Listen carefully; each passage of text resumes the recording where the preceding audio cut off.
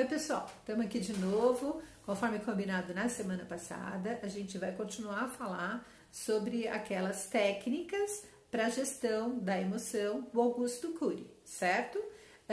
Então, a regra número 2 dele é ninguém muda ninguém.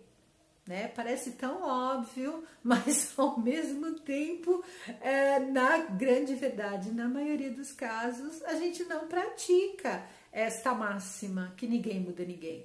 Nós estamos sempre buscando modificar o outro e ficamos muito bravos quando ele não aceita ou ele não faz aquilo que a gente queria, não pensa como a gente gostaria que pensasse, coisas do tipo, tá? E é tão interessante porque a gente é que acaba sofrendo. Por quê? Porque o outro está no direito dele de ser ele. Nossa, né?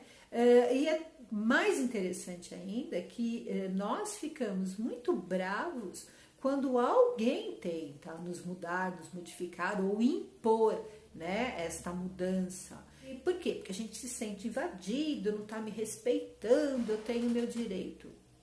E a recíproca não é verdadeira. O outro também não está no direito dele, na necessidade dele.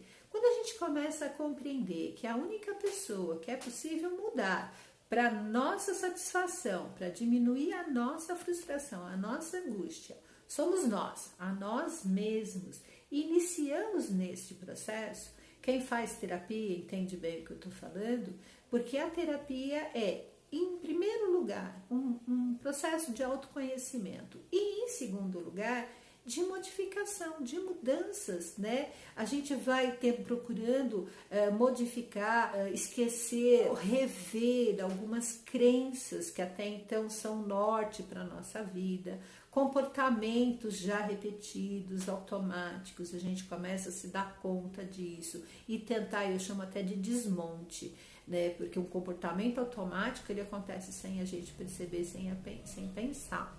Principalmente na dependência química, eu trabalho muito com eles, né?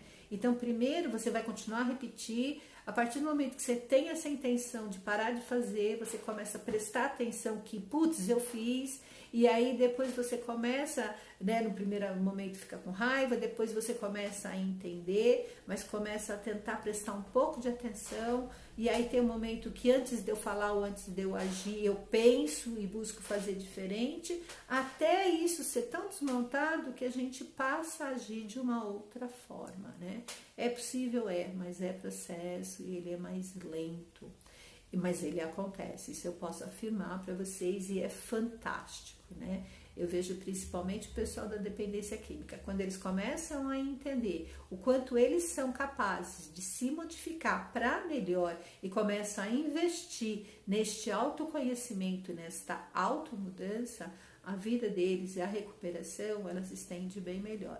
Enquanto se continua a querer que o outro mude, o outro pare de fazer isso, o outro me entenda, o outro me compreenda, a nossa vida vai ficar naquela mesmice e a gente bastante insatisfeito. Quando a gente passa a se interessar mais por nós, na nossa maneira de agir, de pensar e começa principalmente a compreender que muito do que nós somos hoje é fruto, minha linha, como eu sempre comento com vocês, é da linha analítica. Então, a gente acaba sempre tendo essa visão mais voltada realmente para a nossa criação, para o nosso conceito de identidade, que foi formado pelas figuras principais, né, materna e paterna, a função materna, a função paterna. Em outros vídeos a gente já comentou sobre isso também.